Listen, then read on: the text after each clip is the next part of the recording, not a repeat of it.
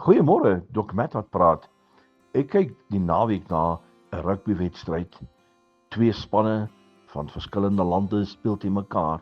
En nou voor die tyd, nou staan hierdie twee spanne op die veld en die volksliedere word gespeel en die vlae word agter hierdie volksliedere word dit gehuis vir elke span sy eie landsvlag.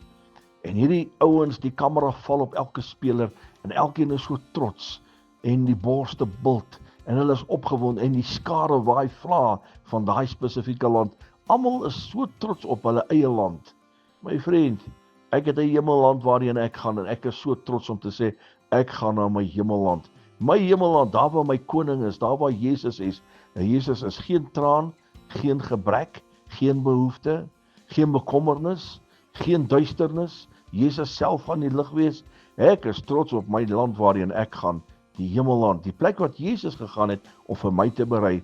En dis een ding baie seker, nie lank nie, dan gaan hy ons kom haal, dan gaan ons na ons hemelland, die plek waarop ek so trots is. Herlewingsgroete.